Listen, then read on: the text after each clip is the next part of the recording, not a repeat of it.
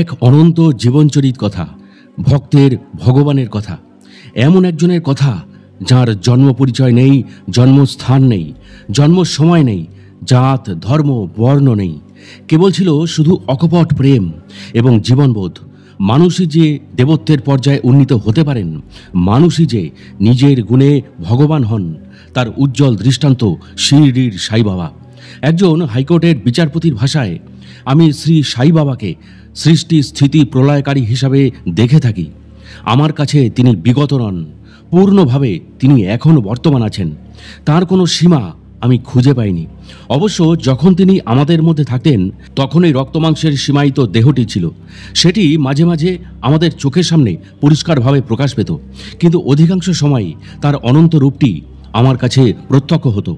তাকে একটি আধ্যাত্মিক ভাবমূর্তি রূপেই আমি কল্পনা করতাম, যে মূর্তিতে সসীম ও অসীম চমৎকারভাবে মিশে গিয়েছিল, তবু তারই মধ্যে মাঝে মাঝে দেখা দিত অসীমতার প্রকাশ। এখন শিরডির সাই বাবার দেহ বিলুপ্ত হয়ে যাওয়ার সঙ্গে সঙ্গে তার সেই সীমাহীন সাই বাবার রূপটি বর্তমান রয়েছে। প্রিয় দর্শক ও শ্রোতা, শিরডির সাই বাবার অনন্ত রহস্যময় জীবন কাহিনী আজ আপনাদের সামনে আমি তুলে ধরতে পারছি, যে লেখকের বর্ণনা অনুসারে সেই মাননীয় গৌতম কুমার ঝাকে যদি শিরডির সাই বাবা কৃপা না করতেন। প্রথমেই সেই অলৌকিক ঘটনাটি আপনাদের সামনে আমি তুলে ধরছি। কি ছিল অলৌকিক অত্যাশ্চর্য সেই সব ঘটনাগুলি জানতে হলে ও এই চ্যানেলে নতুন হলে এখনই সাবস্ক্রাইব করুন আমাদের সাধক অলৌকিক রহস্য ইউটিউব চ্যানেলটিকে। আর এখন দেখছেন সাধক অলৌকিক রহস্য, বাংলা ভাষায় সাধক জীবনের অলৌকিক ঘটনায় সাজানো অডিও ও ভিডিও লাইব্রেরি।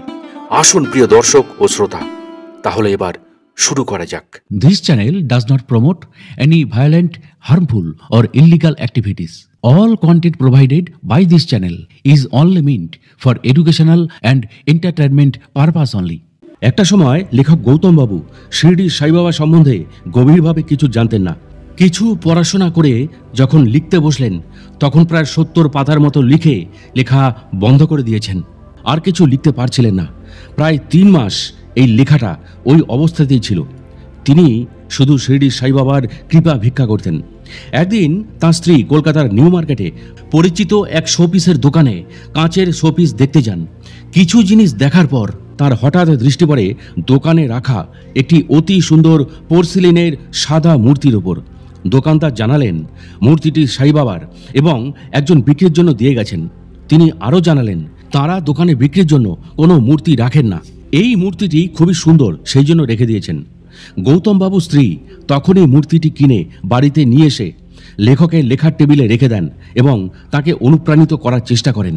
সেই থেকেই লেখক গৌতম বাবুর ওপর শিরডির সাই বাবার কৃপা বর্ষিত হলো এবং তিনি 2 মাসের মধ্যে লেখাটি শেষ করলেন। এরপর লেখা শেষ হলেও কিন্তু তার মনে একটা সংশয় দেখা দিল, লেখায় কোনো ত্রুটি থেকে গেল না তো? এই চিন্তা যেন ক্রমশই গৌতম বাবুকে গ্রাস করতে থাকলো। এই সময় একদিন তিনি কলকাতার শরৎ বোস রোডে একজন ডাক্তারের কাছে চোখ দেখাতে যান। ডাক্তারবাবু গৌতম বাবুর চোখ পরীক্ষা করে পাশের ক্লিনিকে কিছু টেস্টের জন্য তাকে পাঠান।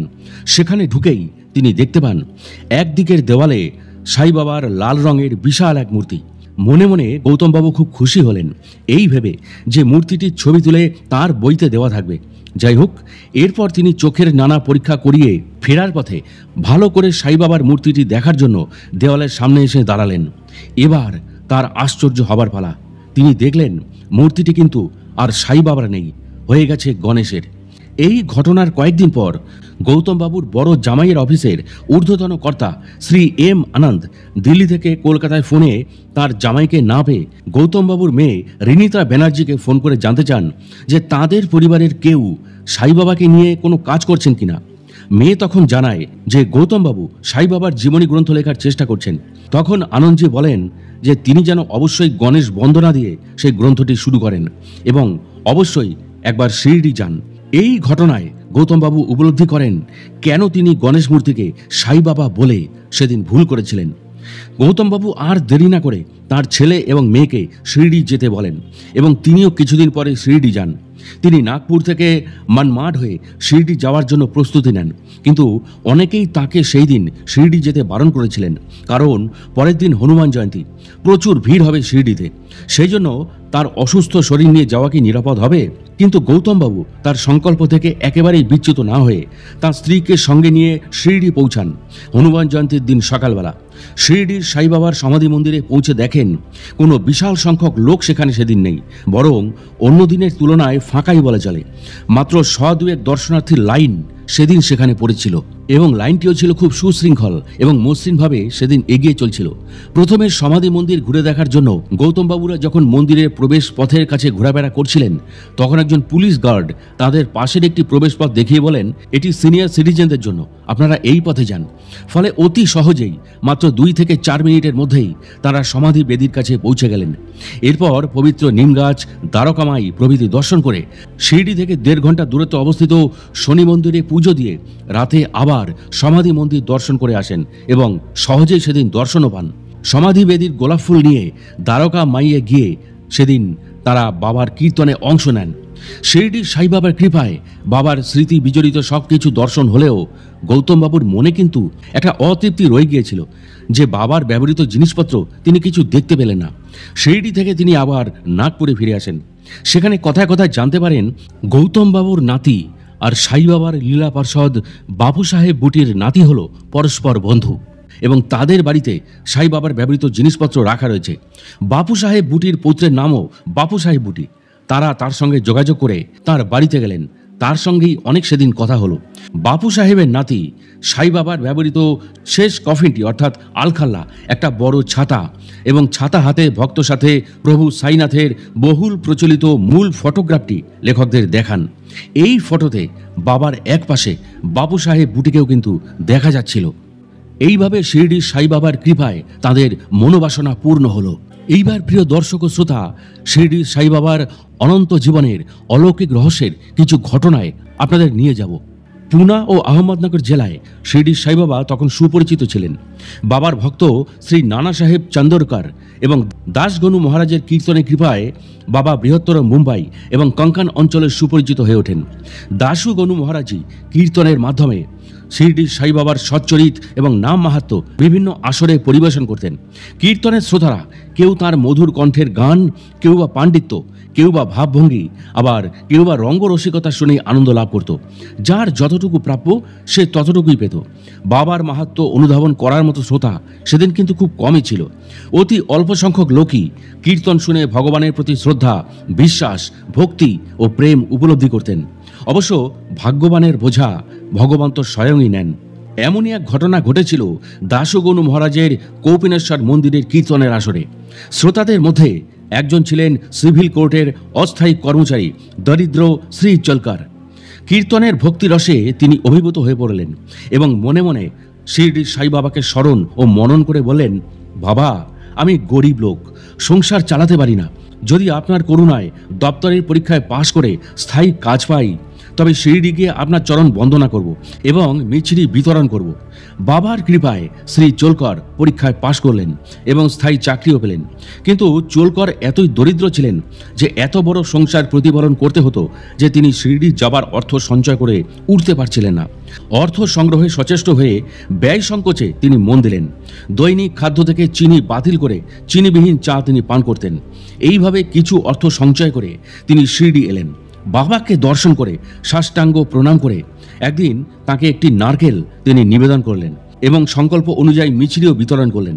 শিরডির সাই বাবাকে চোলকর জানালেন যে তার মনস্কামনা পূর্ণ হয়েছে এবং বাবার দর্শন লাভ করে তিনি খুব খুশি হয়েছেন। শ্রী চোলকর এবং তার আতিথ্য প্রদানকারী বন্ধু শ্রী বাপু সাহেব যোগ যখন মসজিদ ছেড়ে চলে যাওয়ার উপক্রম করছেন, তখন বাবা শ্রী যোগকে বললেন, তোমার অতিথিকে অনেকখানি চিনি মিশিয়ে খুব করে চা খাওয়াও। এই কথা শুনে শ্রী চোলকর সত্যি খুব অবাক হয়ে গেলেন। শ্রদ্ধায় এবং বাবার প্রতি বিশ্বাসে তার চোখ ফেটে জল গড়িয়ে পড়ল। তিনি আবার বাবাকে সাষ্টাঙ্গে প্রণাম করলেন।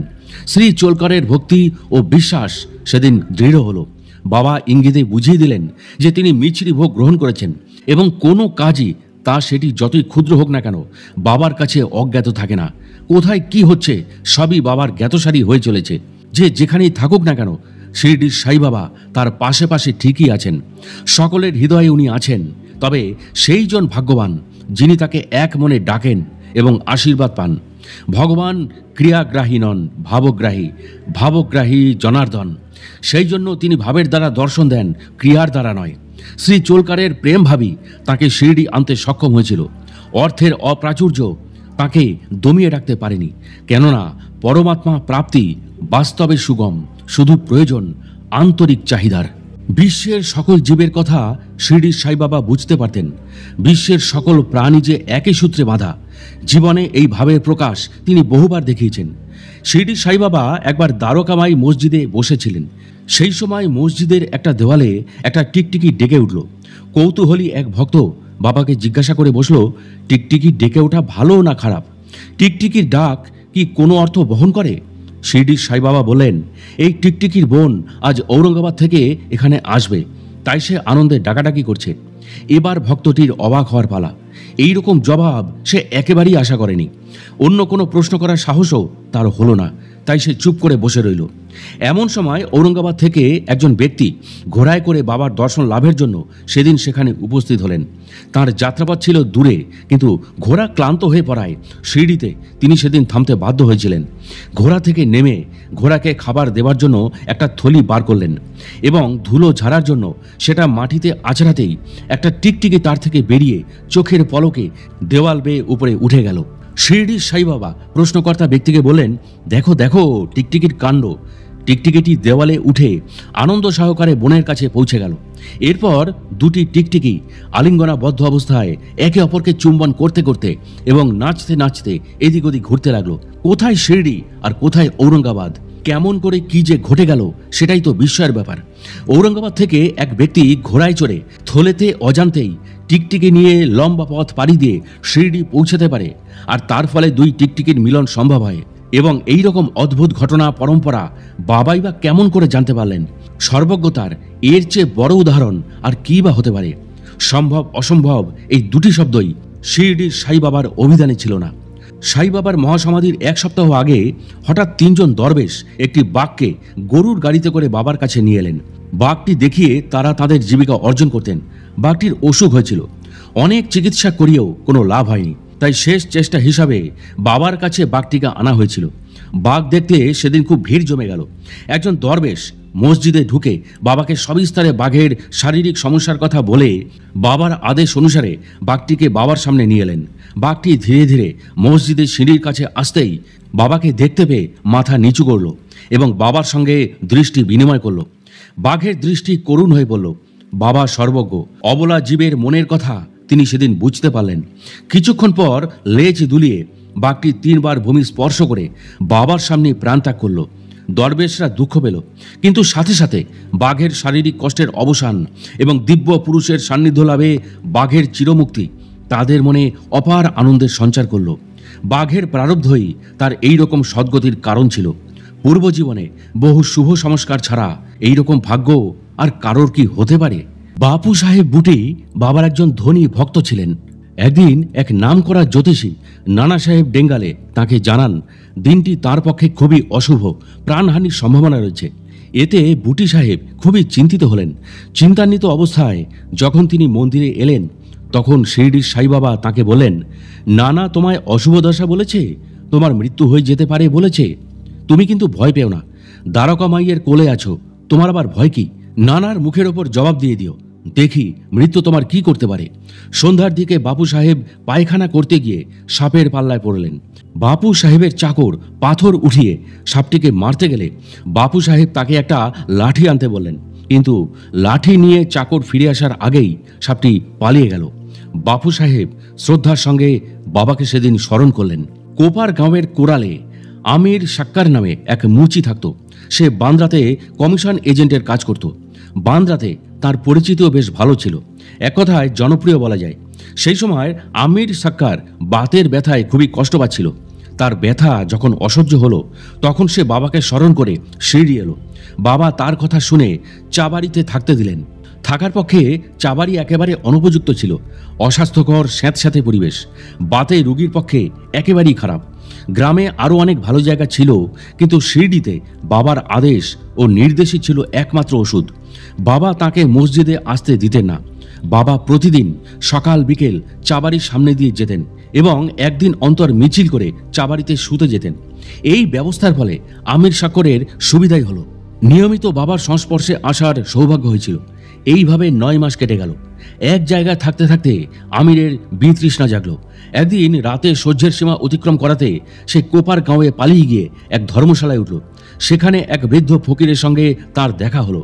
ফকির আমিরের কাছে এক গ্লাস জল খেতে চাইলে আমির তা এনে দিল, কিন্তু জল খাওয়ার সঙ্গে সঙ্গেই ফকিরের মৃত্যু হলো। আমির পড়ল মহা ফ্যাসাদে। পুলিশে খবর দিলে তাকে নিয়েই টানাটানি হবে। ভয়ে আমিরের সারা শরীর কেঁপে গেল। বাবার বিনা অনুমতিতে শিরডি থেকে পালিয়ে আসার জন্য তার অনুতাপ হতে লাগলো। শেষে ঠিক করলো যে যেমন করেই হোক শিরডি ফিরে যেতে হবে। এই ভেবে দৌড় শুরু করলো এবং বাবার নাম জপতে জপতে সে শিরডি ফিরে এলো। তারপর থেকে সে আর বাবাকে কোনো দিন অমান্য করেনি এবং শিরডির সাই বাবার আদেশ অক্ষরে অক্ষরে পালন করে সে রোগমুক্ত হয়েছিল। সেখানে থাকার সময় একদিন রাতে এক অদ্ভুত কাণ্ড ঘটল। শিরডির সাই বাবা মাঝরাতে হঠাৎ ঘুম থেকে উঠে চিৎকার করে বললেন, ও আব্দুল, দেখ তো আমার বিছানায় কোন শয়তান জীব উঠেছে। আব্দুল লণ্ঠন এনে বাবার বিছানা ভালো করে খুঁজে দেখলেন, কিন্তু সেখানে কিছুই ছিল না। বাবা তখন সব জায়গায় ভালো করে খুঁজে দেখতে বললেন আর নিজের তাঁর লাঠিটা মাটিতে ঠুকতে লাগলেন। বাবার এই রকম কাজ দেখে আব্দুল সন্দেহ করলেন নিশ্চয়ই ঘরে কোনো সাপ এসেছে। বাবার এই ধরনের কাজ আব্দুল দেখতে অভ্যস্ত ছিলেন, তাই বাবার লীলা বোঝা তার পক্ষে সহজ হতো। বাবা তখন আমিরের আসনের তলায় কিছু একটা নড়তে দেখে আব্দুলকে লণ্ঠন আনতে বললেন। দেখা গেল আসনের নিচে একটা সাপ। এইভাবে সময় মতো সাবধানতা অবলম্বন করে শিরডির সাই বাবা সেদিন আমিরের প্রাণ রক্ষা করেছিলেন। বাবার বহু ভক্তের মধ্যে কাকা সাহেব দীক্ষিত এবং হিমত পান ছিলেন অন্যতম ঘনিষ্ঠ এবং একনিষ্ঠ। বাবার নির্দেশ অনুসারে কাকা সাহেব রোজ 2টি বই পড়তেন, একনাথ মহারাজের ভাগবত এবং ভাবার্থ রামায়ণ। হিমত পন্থ এই সময় প্রায় রোজই উপস্থিত থাকতেন। একদিন রামায়ণ পাঠ হচ্ছে। প্রসঙ্গ হনুমান মায়ের নির্দেশে রামের সাহায্য যাচাই করে দেখছেন। সবাই মন দিয়ে রামায়ণ পাঠ শুনছে। এমন সময় দেখা গেল একটা বড় কাঁকড়া বিছে হিমত পন্থের কাঁধে চাদরের ওপর চুপ করে বসে আছে। নিজের কাঁধের দিকে নজর যেতেই বিছেটিকে হিমত পন্থ দেখতে পেলেন ও রামায়ণ পাঠে যাতে বিঘ্ন না হয় এই ভেবে তিনি চাদর ধীরে ধীরে গুটিয়ে বিছেটিকে চাদরের মধ্যে আটক করে কাছের আমবাগানে ফেলে দিয়ে এলেন। আরেকবার কাকা সাহেব ওয়ারার দোতলায় কয়েকজনকে নিয়ে বসে আছেন। এমন সময় জানলা দিয়ে একটা সাপ ঢুকে ঘরের মধ্যে ফনা তুলে বসে রইল। অনেকে সাপটিকে মারার চেষ্টা করলো, কিন্তু সেটি এমন জায়গায় ছিল যে মারা গেল না। যেখান থেকে সাপটি ঢুকেছিল সেখান দিয়ে পালিয়ে গেল। সাপ আর বিছে নিয়ে জনৈক ভক্ত মুক্তারাম ও হিমত পন্থের মধ্যে বিতর্ক শুরু হলো। হিমত পন্থের মতে এইসব ভয়ানক প্রাণঘাতী জীবদের মেরে ফেলাই উচিত, কিন্তু মুক্তারামের মত ছিল সম্পূর্ণ ভিন্ন। অধিকাংশ মানুষও মনে করে সুযোগ পেলে এই সমস্ত প্রাণীদের মেরে ফেলাই উচিত। হিমত পন্থ এবং মুক্তারাম নিজেদের মধ্যে তর্কের মীমাংসা না করতে পেরে শিরডির সাই বাবার কাছে প্রশ্নটি রাখলেন। বাবা বলেন, সব জীবের মধ্যে এবং সব প্রাণীর মধ্যেই ভগবান আছেন। সব বস্তুই ব্রহ্মস্বরূপ। বিশ্বের সব কিছুর তিনি একমাত্র নিয়ন্তা। সকলেই তার আদেশ পালন করে। সাপ ও বিছে তার ব্যতিক্রম নয়। তারা স্বেচ্ছায় কিছু করে না, ঈশ্বর নির্দিষ্ট বিধান মেনেই সব কিছু করে। তাই আমাদের সবাইকে দয়া ও স্নেহ করা উচিত। কোনো প্রকার সংঘাত, মনোমালিন্য বা হত্যা করা উচিত নয়। সকলেরই সহিষ্ণু হওয়া উচিত, শান্ত চিত্তে থাকা উচিত। ভগবান সকলেরই কল্যাণ করেন। জনৈক শ্যামা শিরডির সাই বাবার একজন প্রিয় ও ঘনিষ্ঠ ভক্ত ছিলেন। একবার এক বিষাক্ত সাপে শ্যামার কোড়ে আঙুলে কামড়ায়। বিষের জ্বালায় অস্থির হয়ে শ্যামা ছুটে বাবার কাছে মসজিদে আসেন। গ্রামবাসী এবং বন্ধুরা তাকে বিরোবার মন্দিরে নিয়ে যাওয়ার আয়োজন করে। সেখানকার প্রথা মতো সাপের কামড়ে অন্তিমকাল উপস্থিত হলে বিরোবার মন্দিরে রাখাই শ্রেয় সকলে মনে করত। শ্যামার কিন্তু শিরডির সাই বাবার প্রতি নিষ্ঠা ও ভক্তি ছিল অপরিসীম। তাই তিনি বাবার কাছে গিয়েছিলেন। শ্যামাকে দেখে বাবা তিরস্কার করতে লাগলেন। রেগে গিয়ে বলতে লাগলেন, শয়তান পুরোহিত, উপর থেকে উঠবি না, সাবধান, নিচে নেমে আয় আর দূর হ। বাবার কাণ্ড দেখে শ্যামা মনে মনে ভয় পেয়ে গেলেন। বাবার মসজিদই একমাত্র তাঁর আশ্রয়। বাবার ভালোবাসা ও নির্ভরতা তাঁর একমাত্র সম্পদ। বাবা যদি না বাঁচান তবে তাকে আর কে বাঁচাবে? বাঁচার আশা ত্যাগ করলেন শ্যামা। কিছুক্ষণ পর বাবা শান্ত স্বাভাবিক হলেন। ভক্ত শ্যামাকে ডেকে বললেন, যাও ঘরে ফিরে যাও, ভয় পেও না, ফকির তোমায় রক্ষা করবেন। বাড়ি গিয়ে স্থিরভাবে বসে থেকো, যা ইচ্ছা তাই খেতে পারবে, কিন্তু একদম ঘুমোবে না। কিছু পরে তাতিয়া পাতিল ও কাকা সাহেব দীক্ষিতকেও শ্যামার কাছে বাবা পাঠিয়েছিলেন কিছু নির্দেশ দিয়ে এবং শ্যামার খোঁজ করতে। শিরডির সাই বাবার কথা মতো আচরণ করে শ্যামা কিন্তু সুস্থ হয়ে উঠলেন। বাবা রাগত স্বরে যা যা বলেছিলেন, যেমন শয়তান পুরোহিত, উপর থেকে উঠবি না, যা দূর হ নেমে আয় ইত্যাদি, সবই সাপের বিষের উদ্দেশ্যে এবং শ্যামাকে রক্ষা করার জন্য। এইভাবে প্রকৃতির ওপর শিরডির সাই বাবা তার প্রভাব বিস্তার করেছিলেন, যাতে বিষ সর্বাঙ্গে ছড়িয়ে না পড়ে। এই সবই ছিল শিরডির সাই বাবার লীলা। একবার শিরডির সাই বাবার ভক্ত নানা সাহেব চান্দরকারের সঙ্গে এক যোগী বাবার দর্শনে আসেন। সাই বাবার কাছে হাতে কলমে যোগের কলাকৌশল এবং দীর্ঘ সমাধি লাভের প্রত্যাশায় তিনি বাবার দর্শনে এসেছিলেন। তিনি মসজিদে গিয়ে দেখলেন যে শিরডির সাই বাবা তখন রুটি আর পেঁয়াজ খাচ্ছেন। তাই দেখে যোগ সাধক ভাবলেন, যে পেঁয়াজ আর বাসি রুটি খায় সে আবার যোগ সাধনায় কি সাহায্য করতে পারে? আহার সাত্বিক হওয়া দরকার। এই কথা যোগীজি মনে মনেই বলেছিলেন, কিন্তু শিরডির সাই বাবা ছিলেন অন্তর্যামী। তিনি তখন যোগীকে উদ্দেশ্য করে নানা সাহেবকে বললেন, ওহে নানা, পেঁয়াজ খেয়ে যে হজম করতে পারে শুধু তারই খাওয়া চলে, অন্যের চলে না। বাবার কথা শুনে যোগী আশ্চর্য হয়ে গেলেন এবং বুঝলেন যে বাবা একজন অসামান্য ব্যক্তি। শিরডির সাই বাবার চরণে সাষ্টাঙ্গ প্রণাম করে মনের সব দুঃখ কষ্ট অকপটে তিনি বাবাকে বললেন এবং শিরডির সাই বাবাও সেসবের সমাধান করে দিলেন। একবার গোয়া থেকে রালে নামে জনৈক মামলাতদার 300টি ভালো জাতের আম শিরডির সাই বাবার জন্য শ্যামার নামে শিরডিতে পাঠিয়েছিলেন। 4টি আম বাবা আলাদা করে রেখে বাকি আম শ্যামার জিম্মায় রাখলেন। শিরডির সাই বাবা জানালেন যে 4টি আম আলাদা করে রাখা হয়েছে, সেগুলি দামু আন্নার জন্য। দামু আন্নার 2টি স্ত্রী ছিল, কিন্তু কোনো সন্তান ছিল না। অনেক জ্যোতিষীর পরামর্শ দামু আন্না নিয়েছিলেন, কিন্তু তারা তাকে জানিয়েছিলেন যে তাঁর জন্ম রাশিচক্রে অশুভ গ্রহের প্রভাব রয়েছে, সেই জন্য সন্তান হবে না। দামু আন্নার বিশ্বাস ছিল শিরডির সাই বাবার ওপর। শিরডিতে আম পৌঁছানোর 2 ঘন্টা পর দামু সেখানে পৌঁছান। তাকে দেখে শিরডির সাই বাবা বলেন, আম 4টি দামুর জন্য রাখা আছে, যদিও অনেকের দৃষ্টি আছে ওদিকে, কিন্তু যার জন্য আমকটি রাখা রয়েছে সে ওগুলো খাবে ও মরবে। কথা শুনে দামু ভয় পেয়ে গেল, কিন্তু ভক্ত মালসাপতি, যিনি বাবাকে খুব ভালো করে চিনতেন, তিনি বোঝালেন বাবা মৃত্যু বলতে অহংকারের মৃত্যুকে বোঝাচ্ছেন এবং সেটা যদি হয় তবে সেটা বাবার পরম আশীর্বাদ। তখন দামু আন্না আমকটি খেতে রাজি হলেন, কিন্তু বাবা বললেন, তুমি নিজে খেও না, তোমার ছোট বউকে এগুলো খেতে দিও। এটা খেলে তোমার ছোট বউয়ের 4টি ছেলে ও 4টি মেয়ে হবে। ভবিষ্যতে কিন্তু সেই রকমই ঘটেছিল। শিরডির সাই বাবার কথাই সত্য হলো। বাবা যতদিন অপ্রকট হননি ততদিন অন্তর্যামী শিরডির সাই বাবা ভক্তদের করুণা করে গেছেন। এমনকি বাবা অপ্রকট হওয়ার পরেও বিশ্বাসী এবং দৃঢ়নিষ্ঠ ভক্তদের বাবা সমাধির ভিতর থেকেও আশা এবং আস্থা জুগিয়েছেন। শিরডির সাই বাবা বলতেন, আমার ওপর যারা পূর্ণরূপে নির্ভর করবে তাদের সঙ্গে আমার কবর পর্যন্ত সংযোগ থাকবে, কথা বলবে, সাথে সাথে চলবে। আমি তাদের ছেড়ে কোথাও যাব না। আমার অস্থিও তাদের কল্যাণ চিন্তা করবে। আমায় স্মরণ রাখলে তারা বেশি উপকৃত হবে। পুনের শ্রী গোপালরাও নারায়ণ আম্বেদকর বাবার একজন বড় ভক্ত ছিলেন। থানায় তিনি 10 বছর আবগারি বিভাগে কাজ করে তারপর অবসর নেন। এরপর চেষ্টা করেও তিনি কোনো কাজ পাননি। তার আর্থিক অবস্থা ক্রমশই খারাপের দিকে যেতে থাকে। এই অবস্থার মধ্যেও তিনি প্রতি বছর শিরডি যেতেন এবং বাবাকে নিজের অবস্থার কথা জানিয়ে আশীর্বাদ চাইতেন।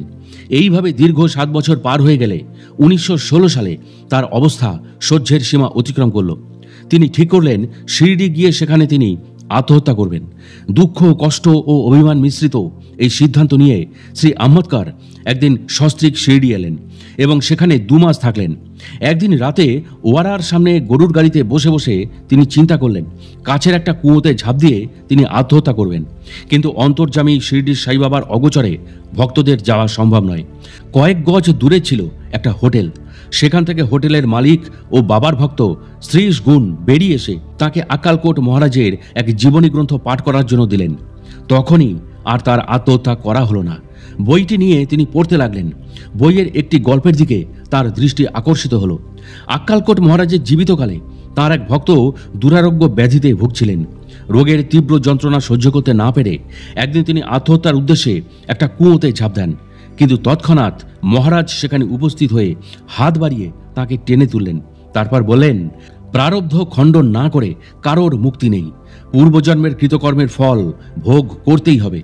ভালো হোক বা মন্দ হোক, ভোগ অসম্পূর্ণ থাকলে আবার জন্ম নিতে হবে।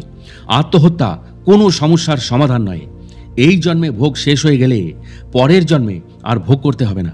সেই জন্য কর্মভোগ করে কর্মফল ভোগ জন্মের মতো শেষ করে দিয়ে যাচ্ছ না কেন? 1916 সালে এক মাদ্রাজি কীর্তন সম্প্রদায় শিরডি আসে অর্থ উপার্জনের আশায়। তারা জেনেছিল শিরডির সাইবাবার কাছে রোজ দক্ষিণার অনেক টাকা জমা হয় এবং বাবা তার অধিকাংশই দরিদ্র এবং জ্ঞানী গুণীদের মধ্যে দান করে দেন। ভালো গান বাজনা এবং কীর্তন শোনালেও ভালো দান পাওয়া যায়। সেই সময় ছোটোখাটো যেসব দান শিরডির সাইবাবা করতেন তার বিবরণ হেমতপন্থের একটি লেখা থেকে পাওয়া যায়। যেমন প্রতিদিন 1 টাকা করে ভক্ত কোন্ডাজির 3 বছরের মেয়ে আমানিকে, 6 টাকা আমানির মা জামালিকে, কাউকে 10 টাকা থেকে 20 টাকা এবং কোনো ভক্তকে 50 টাকা পর্যন্ত বাবা দিয়েছেন। তখনকার হিসাবে এই টাকার মূল্য ছিল অনেক। এই সব শুনে কীর্তনিয়াদের লোভ হয়, তবে দলের প্রধান মহিলার লোভ ভাব ছিল না। তিনি ছিলেন সরল, সহজ এবং উদার প্রকৃতির। শিরডির সাইবাবাকে তিনি খুবই শ্রদ্ধা করতেন। একদিন দুপুরে আরতির সময় ভদ্রমহিলার ভক্তিভাব দেখে শিরডির সাইবাবা খুবই প্রসন্ন হয়ে তাকে তার ইষ্ট দেবতা শ্রী রামচন্দ্রের সীতানাথ মূর্তি দর্শন করান। নিজের ইষ্ট দেবতা দর্শন করে ভদ্রমহিলা ভাবে বিহ্বল হয়ে হাততালি দিয়ে নাচতে থাকেন। তার এই রকম ভাবান্তর দেখে সবাই খুব আশ্চর্য হলো, কিন্তু প্রকৃত কারণ কারোর ধারণা এলো না। দুপুরে তিনি স্বামীকে সব খুলে বললেন। স্বামী তার স্ত্রীর কোনো কথা বিশ্বাস করলেন না। বললেন, কেউ কিছু দেখলো না, বুঝলো না, কেবল তুমি দেখলে। এটা তোমার স্নায়ু দুর্বলতা অথবা মানসিক বিকার। তুমি এখানে আসা অবধি তোমার ইষ্ট শ্রী রামচন্দ্রের কথা ভাবছো, তাই এমন তোমার মনে হয়েছে। স্বামীর কথাতেও ভদ্রমহিলার মধ্যে কোনো ভাবান্তর দেখা গেল না। তার মধ্যে বিশ্বাসের দৃঢ় বীজ গাঁথা ছিল, তাই সেখানে অবিশ্বাসের বা সন্দেহের সুর বাজল না। তিনি বিশ্বাসে অবিচলিত থাকলেন। এইভাবে দিন কাটছিল। একদিন স্বামীটির এক অদ্ভুত স্বপ্ন দর্শন হলো। তিনি দেখলেন কোনো শহরে তাকে পুলিশ গ্রেপ্তার করেছে। দড়ি দিয়ে হাত বেঁধে খাঁচায় পুড়ে দিয়েছে। খাঁচার সামনে শিরডির সাইবাবা দাঁড়িয়ে। শিরডির সাইবাবাকে এত কাছে দাঁড়িয়ে থাকতে দেখে অভিযোগের সুরে স্বপ্নে তার স্বামী বলেন, আপনার নাম ডাক এবং খ্যাতির কথা শুনে আপনার শ্রীচরণে আশ্রয় নিয়েছিলাম, তবে আমার এমন গতি কেমন করে হলো? বাবা তাকে বললেন, কর্মফল ভুগতেই হবে। ভদ্রলোক বলেন, এই জীবনে এমন কিছু করিনি যার জন্য এমন দশা হবে। শিরডির সাইবাবা বললেন, গত জন্মের ফল হবে। ভদ্রলোক তখন স্বপ্নে বললেন, পূর্বজন্মের স্মৃতি আমার মনে নেই। যদি ধরি যে পাপ করেছিলাম, তবে তো আপনার দর্শনে সেসব পাপ বিনষ্ট হয়ে যাবার কথা। আপনার দর্শনে সমস্ত পাপ শুষ্ক তৃণের মতো ভস্ম হয়ে যাওয়া উচিত। শিরডির সাইবাবা তখন তাকে বললেন, অতটা বিশ্বাস তোমার আছে কি? ভদ্রলোক হ্যাঁ বলাতে শিরডির সাইবাবা তাকে চোখ বুঝতে বললেন। স্বপ্নের মধ্যেই ভদ্রলোক চোখ বুঝলেন এবং কোনো এক ভারী জিনিসের পতনের আওয়াজ পেলেন। শব্দ শুনে তার চোখ খুলে গেল। পুলিশটি রক্তাক্ত অবস্থায় পড়ে আছে এবং তিনি মুক্ত হয়ে গেছেন। এই দৃশ্য দেখে তিনি খুবই ভয় পেয়ে গেলেন এবং শিরডির সাইবাবার দিকে তাকালেন। শিরডির সাইবাবা তাকে বললেন, বাপু, এবার তোমার আসল পরীক্ষা। পুলিশের বড় সাহেব আসবে এবং তোমাকে গ্রেপ্তার করবে। তিনি তখন কাতরভাবে শিরডির সাইবাবার দিকে তাকিয়ে বললেন, আপনি ছাড়া আমাকে আর কে রক্ষা করবে? আপনি আমার একমাত্র ভরসা ও ভগবান। আপনি যে কোনো উপায়ে আমাকে রক্ষা করুন। শিরডির সাইবাবা তখন তাকে আবার চোখ বন্ধ করতে বললেন। পরে চোখ খুলে তিনি দেখলেন তিনি কারাগারের বাইরে মুক্ত অবস্থায় দাঁড়িয়ে আছেন। সামনে স্বয়ং শিরডির সাইবাবা। ভক্তিতে তিনি বাবার পায়ে লুটিয়ে পড়লেন। বাবা তখন তাকে জিজ্ঞাসা করলেন, আচ্ছা বলো তো, তোমার প্রথম প্রণাম এবং দ্বিতীয় প্রণামের মধ্যে কোনো পার্থক্য আছে কি? এই প্রশ্নের উত্তর কিন্তু খুব ভেবে চিনতে দেবে। ভদ্রলোক তখন বললেন, বিস্তর ফারাক। আকাশ পাতালের মধ্যে যে পার্থক্য, সেই পার্থক্য এই 2 প্রণামের মধ্যে আছে। প্রথমবার আমি প্রণাম করেছিলাম কেবল অর্থ লাভের আশায়, কিন্তু দ্বিতীয়বার প্রণাম করেছি ঈশ্বর জ্ঞানে। প্রথম শিরডি এসে আপনাকে দর্শন করে ভেবেছিলাম আপনি মুসলমান হয়ে হিন্দুদের ধর্ম নষ্ট করছেন। বাবা তখন তাকে বললেন, তোমার মুসলমান পীরদের ওপর বিশ্বাস নেই? তিনি তখন বললেন, না। তখন বাবা তাকে জিজ্ঞাসা করলেন, তোমাদের ঘরে যে একটা পাঞ্জা রয়েছে, তার পূজা কি তুমি মহরমের দিন করো না? তোমাদের ঘরে কাঠবিবি নামে এক মুসলমান দেবতা আছে, যার সামনে তুমি শুভ অনুষ্ঠান ইত্যাদি ধর্ম অনুষ্ঠানের সময় কৃপা ভিক্ষা চাও, তাই না? তখন তিনি বাবার কাছে অকপটে সব স্বীকার করলেন এবং তার মনে বাবার কৃপায় তার গুরু শ্রী রামদাসের দর্শন লাভের ইচ্ছা জাগল। বাবা তাকে পিছন ফিরে দেখতে বললেন এবং তিনি দেখলেন শ্রী রামদাস স্বামী তার সামনে দাঁড়িয়ে আছেন। এবং যেই তিনি তাকে প্রণাম করতে গেলেন সেই মুহূর্তেই তিনি মিলিয়ে গেলেন। তখন সেই ব্যক্তি স্বপ্নেই শিরডির সাই বাবাকে জিজ্ঞাসা করলেন, আপনাকে দেখলে মনে হয় আপনি অনেক বৃদ্ধ, আপনার বয়স কি আপনি জানেন? এবারে বাবা জিজ্ঞাসা করলেন, তুমি বলছো আমি বুড়ো? কিছুক্ষণ আমার সঙ্গে দৌড়ে দেখো। তারা দৌড়তে শুরু করলেন। বাবাও সঙ্গে সঙ্গে দৌড় শুরু করলেন। দৌড়তে গিয়ে চরণের যে ধুলো আকাশে উঠল, তার মধ্যে শিরডির সাই বাবা অদৃশ্য হয়ে গেলেন। তখন সেই ব্যক্তিটির ঘুম ভেঙে গেল। ঘুম ভেঙে যেতেই স্বপ্নের রেশ তার কেটে গেল, কিন্তু জেগে উঠে দেখলেন তার মনের জগতে অদ্ভুত এক পরিবর্তন এসছে। তার লোভী এবং সন্দেহবাতিক মন পরিবর্তিত হয়ে এক অপার শান্তির পথ তিনি খুঁজে পেলেন এবং বুঝতে পারলেন সাই বাবার কৃপাতেই এটি সম্ভব হয়েছে। এই জন্য তিনি বাবাকে বারংবার প্রণাম জানালেন। পরের দিন মসজিদে গেলে শিরডির সাই বাবা তাকে 2 টাকার মিষ্টি এবং 2 টাকার নগদ দিয়ে আশীর্বাদ করলেন। শিরডিতে আরও কিছুদিন কাটিয়ে বাড়ি ফিরে যাবার আদেশ দিলেন। যাবার আগে আশীর্বাদ করে বললেন, আল্লাহ তোমাকে অনেক দেবেন এবং তোমার মঙ্গল করবেন। বাবার কাছে অনেক টাকার লোভে তারা এসেছিল, কিন্তু 2 টাকা আশীর্বাদ নিয়ে ফিরে যেতে হয়েছিল। কিন্তু বাবার আশীর্বাদে শিরডি থেকে ফেরার পথে তারা কীর্তনের দৌলতে প্রচুর অর্থ উপার্জন করে ও যশ লাভ করে। শিরডির সাই বাবার একান্ত ভক্ত শ্রী রঘুনাথের বড় ছেলের ডাক্তার হবার খুব ইচ্ছা ছিল, কিন্তু জ্যোতিষীরা তার গ্রহ নক্ষত্র বিচার করে জানিয়ে দিয়েছিল যে সেই বছরটা তার পক্ষে মোটেই অনুকূল নয়। তার পরের বছর পরীক্ষা দিলে সে পাশ করবে। এর ফলে তার মনোবল একেবারে ভেঙে গিয়েছিল। মনে মনে সে খুবই হতাশাগ্রস্ত হয়ে পড়ে এবং মোটামুটি সেই বছর পড়াশোনা না করার সংকল্প নেয়। এই পরিবেশে তার মা শিরডি গিয়ে বাবাকে দর্শন করেন এবং অন্য কথার ফাঁকে ছেলের ইচ্ছে, জ্যোতিষীদের ভবিষ্যৎবাণী এবং সেই কারণে ছেলের মানসিক অবস্থার কথা শিরডির সাই বাবার সামনে তিনি খুলে বললেন। বাবা সব শুনলেন এবং বললেন, তোমার ছেলেকে বলো আমার উপর বিশ্বাস রাখতে। কর্ম এবং অধ্যাবসায় মানুষের জীবনে সাফল্য আনে। জ্যোতিষীদের ভবিষ্যৎবাণী এবং জন্মকুণ্ডলী সব এক্ষণে ফেলে দাও এবং ছেলেকে বলো নিজের পড়া ঠিকমতো চালিয়ে যেতে। পরীক্ষায় বসলে ও ঠিকই পাশ করে যাবে এবং এবছর পাশ করবে। তাকে বলো নিরাশ হওয়ার কোনো কারণই নেই। মা ঘরে ফিরে ছেলেকে সব বললেন। ছেলেটি তখন নূতন উদ্যমে পড়াশোনা করে পরীক্ষায় বসল, কিন্তু জ্যোতিষীদের ভবিষ্যৎবাণী তার মনে গভীর রেখাপাত করায় মনের সন্দেহ তখনও তার যায়নি। পরীক্ষায় অকৃতকার্য হওয়ার ভয়ে সে মনস্থির করে মৌখিক পরীক্ষায় সে আর বসবে না। পরীক্ষক কিন্তু তাকে ছাড়লেন না। বন্ধুদের মারফত খবর পাঠালেন যে সমস্ত লিখিত পরীক্ষায় সে উত্তীর্ণ হয়েছে, অতএব মৌখিক পরীক্ষায় অবশ্যই সে যেন বসে। এই কথা শুনে সে নতুনভাবে পড়াশোনা চালিয়ে মৌখিক পরীক্ষায় বসল এবং সম্মানের সঙ্গে উত্তীর্ণ হলো। সাই বাবা সদ্গুরু হিসাবে দেখলেন যে শুধু অধ্যাত্ম বিষয় নয়, সংসারে দৈনন্দিন জীবনের মহাসংগ্রামে উৎসাহব্যঞ্জক উপদেশও চলার পথে কি অসাধারণ কাজ করে। চোখে আঙুল দিয়ে দেখিয়ে বোঝালেন, লক্ষ লক্ষ মাইল দূরের গ্রহ নক্ষত্র কিছুই করতে পারে না যদি শুদ্ধ ও যথাযথভাবে মানুষ কাজ করে। কর্মই ধর্ম এবং ধর্মই কর্ম। সদ্গুরুর কাজ এই কর্ম পদ্ধতিকে সঠিকভাবে চালনা করা এবং পথের নির্দেশ দান করা। শ্রী রঘুনাথ তেন্ডুলকর ছেলেটির পিতা যথেষ্ট বৃদ্ধ হয়েছিলেন এবং অবসরের সিদ্ধান্ত নেন। তার শরীরও বিশেষ ভালো যাচ্ছিল না। তিনি একজন সৎ বিশ্বাসভাজন দক্ষ কর্মচারী ছিলেন। মাসিক বেতন পেতেন তখনকার হিসাবে মাসিক 150 টাকা। অবসর নিলে পেনশনের পরিমাণ হতো মাসিক 75 টাকা। ওই অল্প টাকাতেই সংসার চলবে কিভাবে? সেই জন্য তিনি খুব চিন্তান্বিত হলেন। পেনশন কত হবে এই সিদ্ধান্ত হওয়ার 15 দিন আগে শিরডির সাই বাবা শ্রীমতী তেন্ডুলকরকে স্বপ্ন দিয়ে বললেন, আমার ইচ্ছা 100 টাকা পেনশন দেওয়া হোক, এতে তোমাদের চলবে তো? শ্রীমতী তেন্ডুলকর বললেন, বাবা আমাকে কি জিজ্ঞাসা করছেন? আপনার শ্রীচরণে আমাদের সম্পূর্ণ সমর্পণ রয়েছে, আপনার ওপর আমাদের পূর্ণ সমর্থন রয়েছে। যখন পেনশনের সিদ্ধান্ত হলো তখন দেখা গেল 110 টাকা পেনশন ঠিক হয়েছে। এই রকমভাবে ভক্তদের কত ছোটোখাটো সাংসারিক সুখ দুঃখের সঙ্গে শিরডির সাই বাবা জড়িত হয়ে পড়েছিলেন। ভক্তরাই তো তার নিজের সন্তান ছিল। ক্যাপ্টেন হাতে বাবার এক পরম ভক্ত বিকানিরে থাকতেন। একদিন স্বপ্নের মাধ্যমে শিরডির সাই বাবা তাকে জিজ্ঞাসা করলেন, হাতে তুমি কি আমাকে ভুলে গেছো?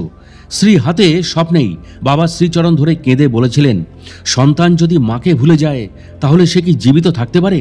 এই বলে শ্রী হাতে কাছের একটি বাগানে গেলেন এবং সেখান থেকে কিছু সিম তুলে এনে ঘি, চাল, আটা প্রভৃতি জোগাড় করে দক্ষিণা সহকারে তাকে দিতে গেলেন। এমন সময় শ্রী হাতের ঘুম ভেঙে গেল। তিনি ঠিক করলেন স্বপ্নে যেমন দেখেছেন ঠিক তেমনই কাজ করবেন। কিছুদিন পরে তিনি গোয়ালিয়রে এলেন এবং সেখান থেকে এক বন্ধুর হাতে 12 টাকা দিয়ে 2 টাকার সিম এবং বাকি টাকা বাবার দক্ষিণাস্বরূপ পাঠালেন। বন্ধুটি শিরডি এসে অন্য সবকিছুই পেলেন, কিন্তু সিম পেলেন না। এই অবস্থায় তিনি বাবার মসজিদের দিকে চললেন। রাস্তায় এক বুড়ির সঙ্গে দেখা। বুড়ি ঝুড়িতে করে কিছু বিক্রির জন্য নিয়ে যাচ্ছিল। দেখা গেল ঝুড়িতে কেবল সিমই রয়েছে, সিম ছাড়া আর অন্য কিছুই ছিল না। সব কিছু সংগ্রহ করে বন্ধুটি শ্রী হাতের তরফে বাবার কাছে অর্পণ করলেন। আহার তৈরি করে শিরডি সাই বাবাকে ভোগ নিবেদন করা হলো, কিন্তু সেদিন বাবা কেবল সিমই খেলেন, অন্য কোনো খাবার স্পর্শই করলেন না। এরপর একদিন ক্যাপ্টেন হাতে ঠিক করলেন শিরডি সাই বাবার শ্রীহস্তে স্পর্শভূত একটি টাকা নিজের কাছে রাখবেন। সেই সময় বাবার অনেক ভক্ত বাবার এই রকম শ্রীহস্ত স্পর্শভূত টাকা পূজার বেদিতে রেখে পূজা করতেন নিজের মঙ্গল কামনায়। তিনি এক বন্ধুর হাতে টাকাটা পাঠিয়ে দিলেন। বন্ধুটি শিরডি পৌঁছে বাবাকে প্রণাম করে টাকাটি বাবার শ্রীচরণে অর্পণ করলেন। শিরডি সাই বাবা টাকাটি তুলে নিয়ে নিজের হাতে ভালো করে ঘুরিয়ে ফিরিয়ে দেখে আবার তাকে ফেরত দিলেন। বন্ধুটিকে বললেন উদি সমেত এই টাকাটা বন্ধুকে অর্থাৎ ক্যাপ্টেন হাতেকে ফেরত দিতে। বললেন তার কাছে আমার কিছু নেওয়ার নেই, সে যেন আনন্দেই থাকে। শ্রী হাতের মনের কামনা বাসনা শিরডির সাই বাবা সেদিন এইভাবেই পূর্ণ করেছিলেন।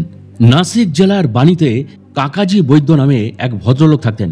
তিনি সেখানকার সপ্তশৃঙ্গী দেবীর পুরোহিত ছিলেন। একবার তার ভয়ানক বিপদ উপস্থিত হলো। চিন্তায় তিনি অবসন্ন হয়ে পড়লেন এবং কোনো রাস্তা দেখতে না পেয়ে দেবীর কাছে বিপদ মুক্তির জন্য আকুল প্রার্থনা জানালেন। দেবী স্বপ্নে প্রত্যাদেশ দিলেন, বাবার কাছে যাও, শান্তি পাবে। কিন্তু কে এই বাবা? অনেক ভেবে তার মনে হলো ত্রম্বকেশ্বর শিব এই বাবা হতে পারেন। বাবা বলতে সাধারণ মানুষ শিব ঠাকুরকেই বোঝে। এইভাবে তিনি ত্রম্বকে গিয়ে থাকতে লাগলেন। 10 দিন সেখানে থাকলেন এবং প্রতিদিন প্রাতঃ স্নান করে রুদ্র স্তোত্র জপ করলেন, অভিষেক করলেন এবং অন্যান্য নানা অনুষ্ঠান দিয়ে ত্রম্বকেশ্বর মহাদেবের পূজার্চনা করলেন। কিন্তু এত সব করেও তার মন শান্ত হলো না। শেষে নিজের জায়গায় বাণীতে তিনি ফিরে গেলেন এবং পুনরায় মায়ের মন্দিরে হত্যা দিয়ে পড়লেন। মা আবার স্বপ্নাদেশ দিয়ে বললেন ত্রম্বকেশ্বর নয়, বাবা বলতে শিরডির শ্রী সাই সমর্থকেই তিনি বোঝাতে চেয়েছেন। শিরডি সম্বন্ধে তখন তার বিশেষ কোনো জ্ঞান ছিল না। সাধু দর্শনে কেমন করে এবং কিভাবেই বা যাবেন? তাছাড়া চাই উভয় পক্ষের এক অলক্ষ্য সংযোগ বা নারীর টান। ভক্তের ডাকে ভগবান আসেন, সেই রকম ভক্তের আকর্ষণে মহান সাধুদেরও না সাড়া দিয়ে উপায় থাকে না। কাকাজির ক্ষেত্রেও তাই হলো। কাকাজি যখন শিরডি যাবার কথা ভাবছেন তখন হঠাৎই বাবার খুব অন্তরঙ্গ ভক্ত শ্যামা সেখানে হাজির হলেন। শ্যামার ওই সময়ে বাণী পৌঁছানো সত্যি বিস্ময়কর। এরও এক দীর্ঘ ইতিহাস আছে। ছোটবেলায় শ্যামা খুবই অসুস্থ হয়ে পড়েন এবং তার প্রাণ সংশয় হয়। শ্যামার মা তখন মানসিক করেন যে শ্যামা সুস্থ হয়ে গেলে ছেলেটিকে মা সপ্তশৃঙ্গীর পদতলে রাখবেন। সপ্তশৃঙ্গী ছিলেন তাদের কুলদেবী। শ্যামা এরপর সুস্থ হয়ে ওঠেন। এরপর শ্যামার মায়ের স্তনে একরকম বিশ্রী ধরনের দাঁত হয়। তখন শ্যামার মা আবার মানসিক করেন যে যদি দাঁত সেরে যায় তবে 2টো রূপোর স্তন মাকে অর্ঘ্য দেবেন। শ্যামার মাও সুস্থ হয়ে ওঠেন, কিন্তু মানসিক প্রতিশ্রুতি রাখতে তার দেরি হয়ে যায়।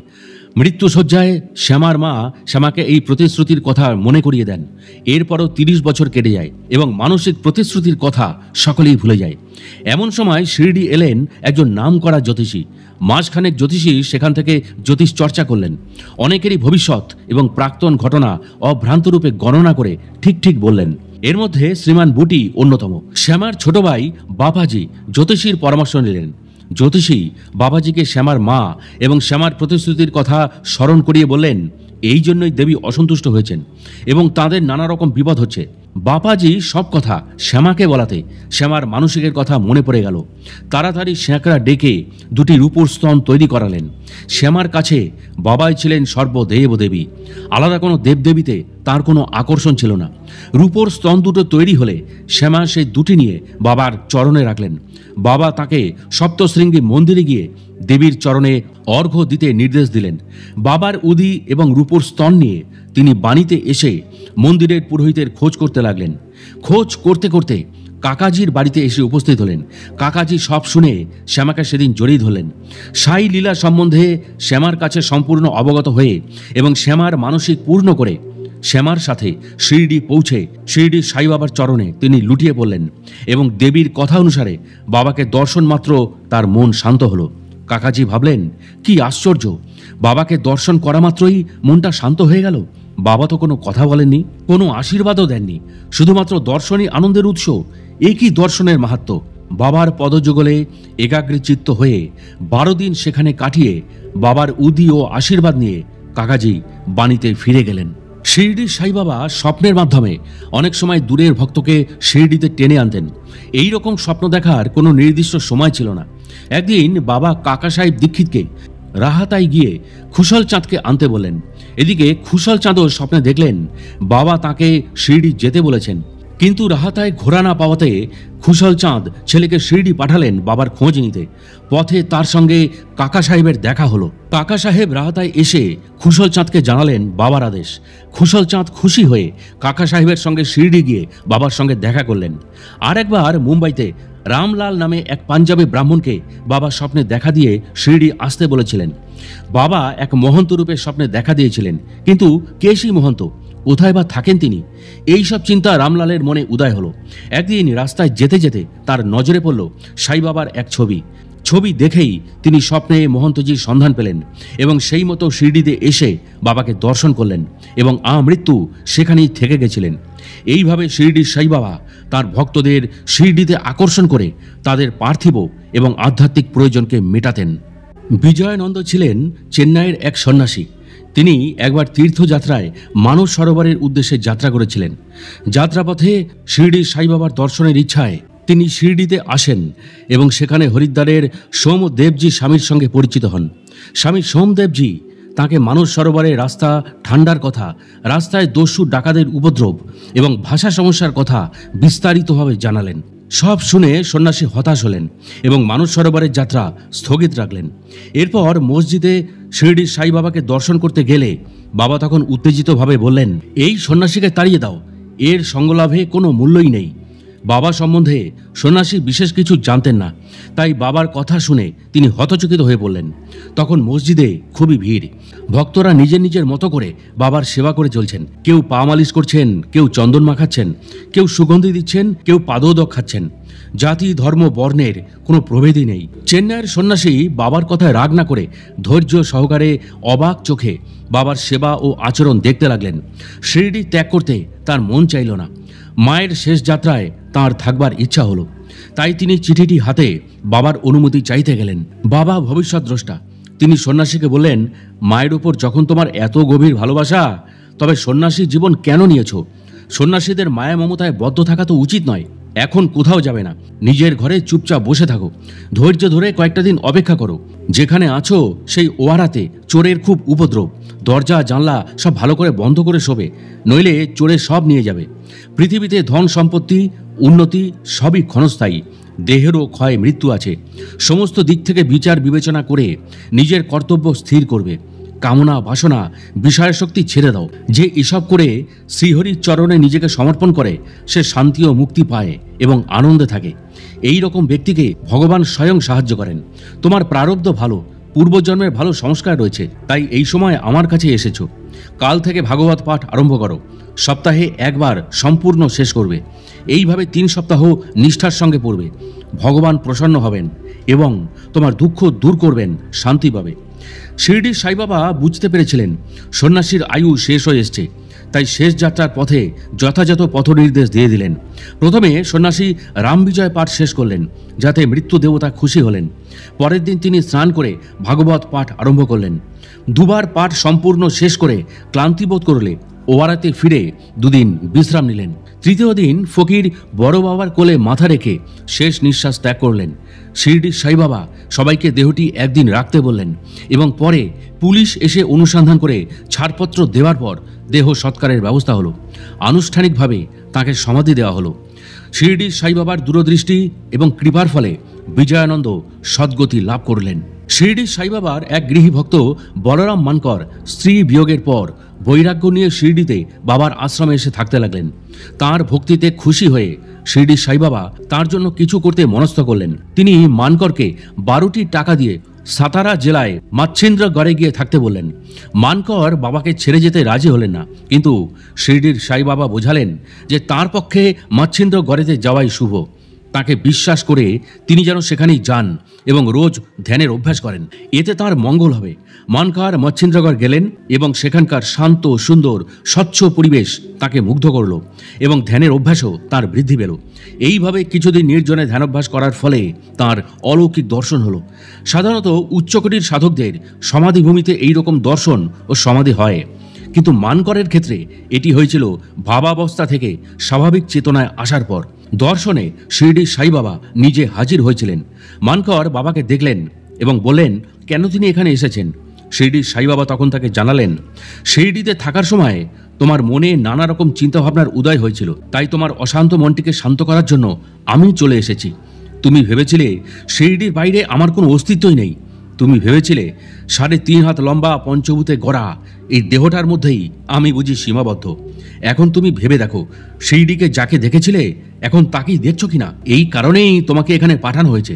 কিছুদিন পর মানকর নিজের বাড়ি বান্দ্রাতে ফিরতে চাইলেন। তিনি চেয়েছিলেন পুনা থেকে দাদার পর্যন্ত ট্রেনে যাবেন, কিন্তু স্টেশনে এসে দেখলেন প্রচণ্ড ভিড় এবং ভিড়ের জন্য তিনি টিকিট কাটতে পারলেন না। একসময় একজন দরিদ্র শ্রেণীর লোক এসে তাকে জিজ্ঞাসা করলেন তিনি কোথায় যাবেন। দাদার কথা শুনে তিনি বললেন তার কাছে দাদার যাওয়ার টিকিট আছে, কিন্তু তিনি কোনো কারণে দাদার যেতে পারছেন না। সেই জন্য তিনি দাদারের টিকিটটা মানকরকে বিক্রি করতে চান। মানকর খুব খুশি হয়ে টিকিটটা নিলেন। তারপর পকেট থেকে টাকা বের করে দিতে গিয়ে লোকটিকে আর দেখতে পেলেন না। অনেক খোঁজাখুঁজি করলেন, ট্রেন ছাড়া অবধি তাকিয়ে থাকলেন, কিন্তু লোকটির আর দেখা পাওয়া গেল না। তখন মানকর বুঝলেন অপরিচিত ব্যক্তিটি শিরডির সাই বাবা ছাড়া আর কেউ নন। তিনি বাড়িতে ফিরে গেলেন, কিন্তু মনের অগোচরে বাবা তাঁর হৃদয়ে বিশ্বাসের ভিত্তি স্থাপন করে দিয়ে গেলেন। বাড়িতে তার আর মন টিকল না। কিছুদিন পর তিনি শিরডিতে ফিরে এসে শিরডির সাই বাবার শ্রীচরণে আশ্রয় নিলেন এবং বাকি জীবন বাবার সাক্ষাতে এবং আশীর্বাদে শিরডিতেই কাটিয়ে দিলেন।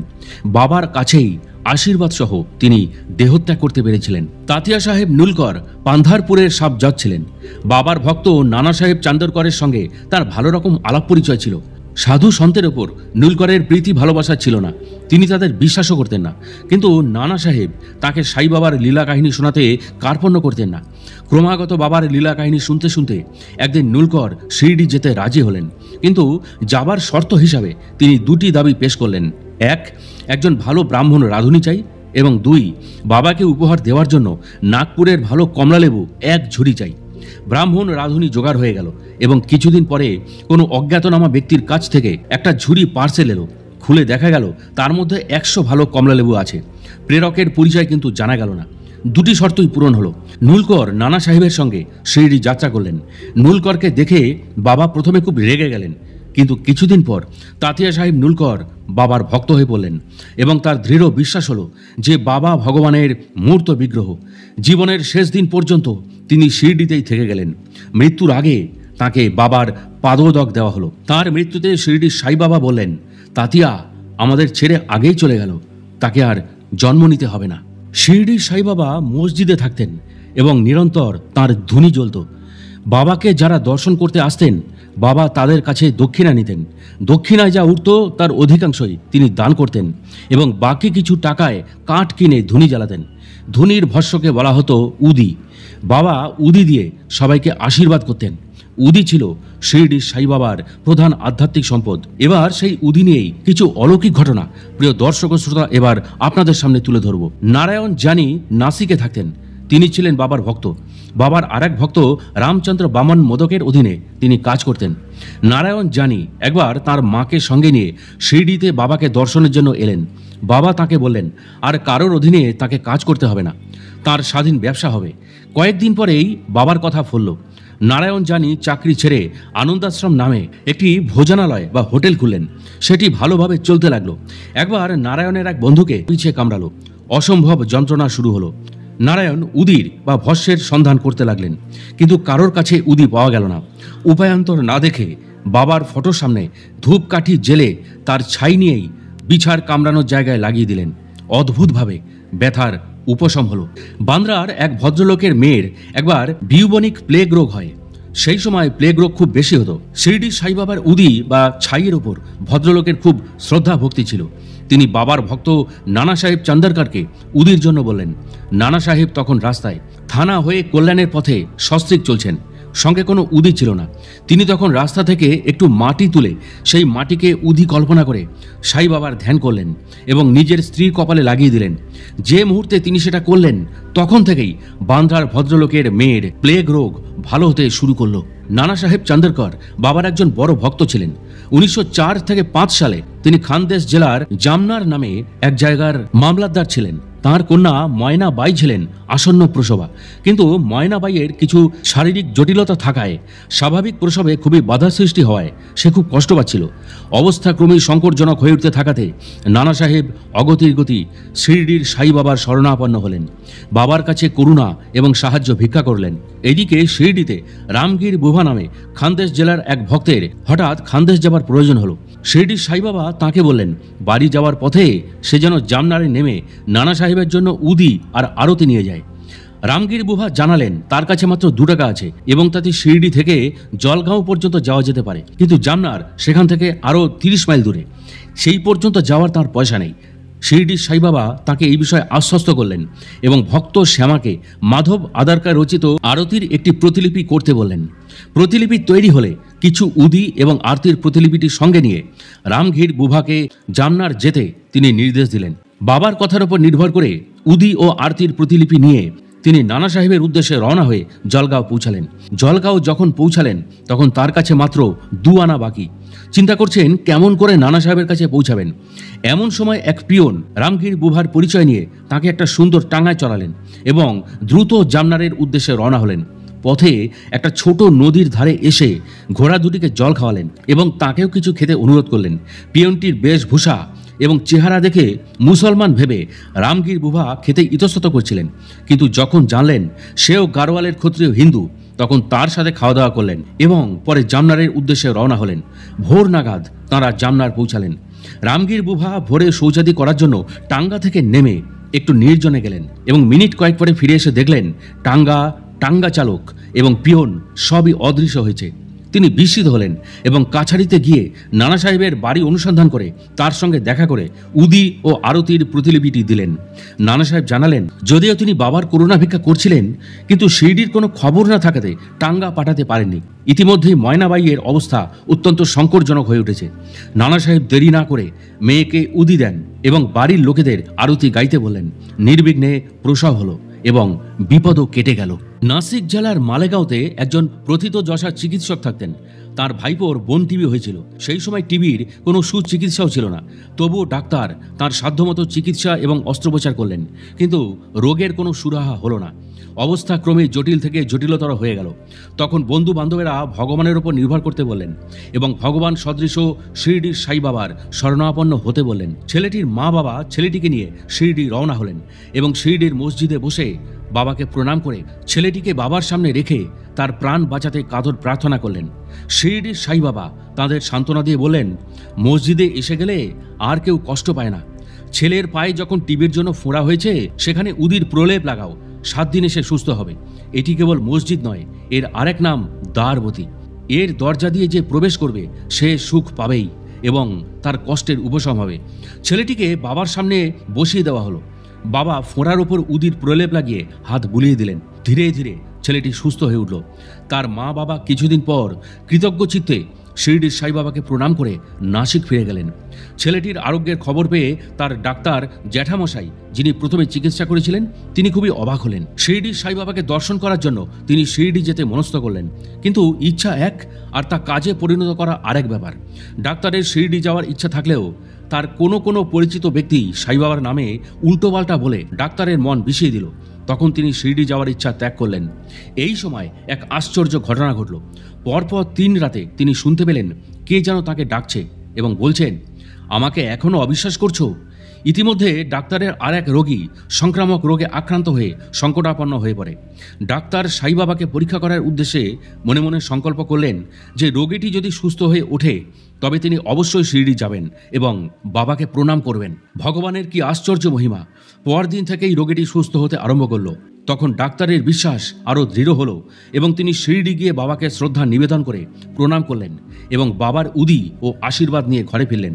এরপরে তার পদোন্নতি হলো এবং তিনি বীজপুরে বদলি হলেন। ডাক্তার পিল্লে বাবার একজন অন্তরঙ্গ ভক্ত ছিলেন। বাবা তাকে খুব ভালোবাসতেন এবং নিজের পাশে পাশে রাখতে চাইতেন। ডাক্তার পিল্লের একবার এক বিশেষ ধরনের কৃমি রোগ হয়। এই রোগে তিনি খুবই কষ্ট পাচ্ছিলেন। তিনি বুঝলেন সবই তার কর্মফলের ভোগ, তাই কষ্ট পেতেই হবে। তবু তিনি শিরডির সাই বাবাকে জানালেন যদি তিনি কষ্ট কিছুটা লাঘব করতে পারেন। শিরডির সাই বাবা খবর পেয়ে তাড়াতাড়ি ডাক্তার পিল্লেকে আনিয়ে নিজের পাশে বসালেন এবং বলেন, পূর্বজন্মের কর্মফল এতদিন ধরে ভুগবে কেন? 10 দিনে কর্মফল ভোগ হয়ে যায়। বাবা ডাক্তারকে নিজের তাকিয়া দিয়ে বসতে বললেন, এখানে শান্ত হয়ে থাকো। কর্মফল ভোগ করে জয় করাই হচ্ছে আসল উপায়। জীবনে সুখ দুঃখ যাই আসুক না কেন তাকে সমানভাবে গ্রহণ করতে হয়। একমাত্র আল্লাহই রক্ষাকর্তা ও নিয়ামক। তাকে সবসময় স্মরণ করো। তিনি যা ভালো বুঝবেন তাই করবেন। তুমি সম্পূর্ণভাবে নিজেকে তার কাছে সমর্পণ করো। ইতিমধ্যে নানা সাহেব তার পায়ে একটা ব্যান্ডেজ বেঁধে দিয়েছিলেন। সে কথা জানাতে বাবা তার ব্যান্ডেজ খুলে দেওয়ার পরামর্শ দিলেন আর বলেন, একটা কাক আসবে তোমাকে ঠোকরাতে এবং তারপর তুমি ভালো হয়ে যাবে। এই রকম যখন কথাবার্তা হচ্ছে, যে আব্দুল বলে একজন ছিল, তিনি মসজিদে ঝাড়পোছ করতেন। সে পরিষ্কার করার কাজে ব্যস্ত ছিল এবং কাজে ব্যস্ত থাকার ফলে অজান্তে আব্দুলের পায়ের চাপ ডাক্তার পিল্লের পায়ের উপর গিয়ে পড়ল। অসহ্য যন্ত্রণায় ডাক্তার পিল্লে চিৎকার করে উঠলেন এবং সঙ্গে সঙ্গে ফোলা জায়গাটা থেকে চাপের চোটে 7টি গিনি ওয়ার্মি বেরিয়ে এলো। যন্ত্রণারও উপশম হলো। তিনি ভক্তিতে আনন্দে কাঁদতে লাগলেন। কাক ঠোকরানোর কথা জিজ্ঞাসা করাতে বাবা বললেন, আব্দুলই সেই কাক, অন্য কাক আর আসবে না। এরপর উদি লাগিয়ে এবং জল মেশানো উদি খেয়ে সেদিন তিনি ভালো হলেন, আর অন্য কোনো চিকিৎসার প্রয়োজন হলো না। শিরডির সাইবাবার অন্তরঙ্গ ভক্ত শ্যামার ভাই ছিল বাপাজি। বাপাজি সাউল ইন্দারার কাছে থাকতেন। তার স্ত্রীর একবার বিউবনিক প্লেগ হয়, খুব জ্বর এবং কুঁচকিতে 2টো বিউবো দেখা দিল। বাপাজি শিরডি ছুটে গিয়ে শ্যামাকে সব জানালে শ্যামা তার অভ্যাস মতো বাবার কাছে গিয়ে রোগ সারিয়ে দেওয়ার প্রার্থনা জানালেন এবং বাবাজির বাড়ি যাবার অনুমতি চাইলেন। বাবা বললেন, এত ব্যস্ত হওয়ার প্রয়োজন নেই, তবে উদি পাঠিয়ে দাও, কাল গিয়ে তাড়াতাড়ি ফিরে এসো। শ্যামা বাবার নির্দেশ অক্ষরে অক্ষরে পালন করতেন। তিনি এখনও তাই করলেন। বাবাজি উদি পেয়ে খানিকটা স্ত্রীর বিউবের ওপর লাগালেন এবং বাকিটা জলে মিশিয়ে স্ত্রীকে পান করালেন। সঙ্গে সঙ্গে জ্বরের প্রকোপ কমতে লাগলো। রাতে প্রচুর ঘামের সঙ্গে জ্বর নেমে গেল এবং ভালো ঘুম হলো। সকালে বেশ সতেজ হয়ে বৌমা দৈনন্দিন কাজে ব্যস্ত হয়ে পড়লেন। শ্যামা পরদিন পৌঁছে দেখেন বৌমা সম্পূর্ণ সুস্থ হয়ে চা বানাচ্ছেন। বাবার উদি এক রাতেই তাকে সুস্থ করে দিয়েছে। তাড়াতাড়ি ফিরে এসো কথার তাৎপর্য শ্যামা তখন বুঝতে পারলেন এবং চা খেয়ে তাড়াতাড়ি শিরডিতে ফিরে গেলেন। শিরডির সাই বাবার ক্রিয়াকলাপ শ্যামার বোধগম্য হলো না। বাবাকে জিজ্ঞাসা করাতে বাবা বললেন, কর্মের পথ ও গতি বড়ই রহস্যময়। আমরা কিছু করি না, যা ভাগ্যে লেখা থাকে তাই হয়ে থাকে। তোমরা মনে করছো আমি করছি, কিন্তু আমি কে?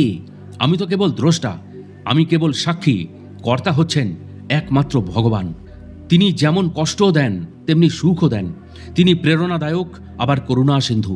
আমি মালিকও নই, ভগবানও নই। আমি কেবল তাঁর দাসানুদাস। যারা সকল অহংকার অভিমান ত্যাগ করে তাঁর শরণাগত হবে, তার সর্ববন্ধন ঘুচে যাবে এবং সে মুক্ত হবে। এছাড়াও এক ইরানি ভদ্রলোকের মেয়ের তর্কারোগ, মধ্যপ্রদেশের হারদার এক বৃদ্ধ লোকের প্রস্রাবের থলিতে পাথর এবং মুম্বাইয়ের এক মহিলার প্রসব যন্ত্রণার উপশম শিরডির সাইবাবা করেছিলেন। শিরডির সাইবাবার উদির সাহায্যে এক অনিদ্রা রোগীকেও ভালো করেছিলেন। বান্দ্রার এক ভদ্রলোক দীর্ঘদিন অনিদ্রা রোগে ভুগছিলেন। যখনই তিনি ঘুমোতেন তখনই তার মৃত পিতা স্বপ্নে এসে তাকে বকুনি এবং গালাগালি দিতেন। ভদ্রলোক ছটফট করতেন, ঘুম আসত না। শেষে এক বন্ধুর পরামর্শে তিনি বাবার উদি জোগাড় করে ঘুমোবার আগে কপালে লাগালেন এবং উদির প্যাকেট বালিশের তলায় রেখে দিলেন। এই ব্যবস্থায় ভদ্রলোকের সুনিদ্রা হলো এবং গভীর নিদ্রার কোনো ব্যাঘাত হলো না। এই ব্যবস্থা কিছুদিন চলার পর তিনি বাবার ফটো মাথার কাছে টাঙিয়ে নিত্য পূজা শুরু করলেন। প্রতি বৃহস্পতিবার ফুলের মালা ও নৈবেদ্য দিতে লাগলেন। এইভাবে তার জীবনের সব বিঘ্ন দূর হয়ে গেল। বালাজি পাতিল নেওয়াস্কার বাবার একজন বড় ভক্ত ছিলেন। শিরডিতে বাবা যেসব রাস্তায় চলাফেরা করতেন সেই সব রাস্তা তিনি প্রতিদিন ঝাড় দিয়ে পরিষ্কার করতেন। এছাড়াও প্রতি বছর জমিতে যে শস্য হতো তার সবটা বাবাকে দিতেন। শিরডির সাইবাবা তার থেকে যেটুকু প্রয়োজন নিয়ে বাকিটা তাকে ফেরত দিতেন। একবার বালাজির জন্মদিনে কয়েকজন নিমন্ত্রিত হয়েছিল, কিন্তু আহারের সময় দেখা গেল 3 গুণ লোক এসছে। শ্রীমতী নেওয়াস্কর চিন্তায় পড়লেন। ভাবলেন ওইটুকু খাবারে সবাইকে খাওয়ানো সম্ভব নয় এবং যদি কম পড়ে তাহলে পরিবারের পক্ষে অপমানকর। অবশ্য তার শাশুড়ি মা তাকে অভয় দিয়ে বললেন, ওই খাবারে সবার হবে না কেন, এ তো খাবার নয়, সাই বাবার প্রসাদ। সব খাবারের থালায় একটু করে উদি রেখে থালাগুলি ঢাকা দিয়ে পরিবেশন করে যেতে হবে। ওইভাবেই পরিবেশন করা হলো। সবাই তৃপ্তি সহকারে তো খেলোই, কিছু খাবার আবার বেঁচেও গেল। বিশ্বাসে সকল বস্তু মেলে। বিশ্বাস যত দৃঢ় হবে ততই সাফল্য ত্বরান্বিত হবে এবং মহান সাধক শিরডির সাই বাবাকে আমরা তত ভালো করে চিনতে পারব। প্রিয় দর্শক ও শ্রোতা, আজকের এই কাহিনীটি আপনাদের কাছে কেমন লাগলো তা অবশ্যই আমাকে কমেন্ট ও লাইক দিয়ে জানাবেন। এবং এই ধরনের কাহিনী নিয়মিত যদি পেতে চান তবে অবশ্যই আমাদের সাধক অলৌকিক রহস্য ইউটিউব চ্যানেলটি একটুও মনে দ্বিধা না রেখে বা সময় নষ্ট না করে এখনই সাবস্ক্রাইব করে ফেলুন এবং পাশের বেল আইকনটিও অল করে দিতে ভুলবেন না। তাহলে আজকের মতো বিদায় নিচ্ছি। খুব শিগগির ফিরে আসছি কোনো মহাত্মা যোগী পুরুষের অলৌকিক জীবন কথাকে নিয়ে।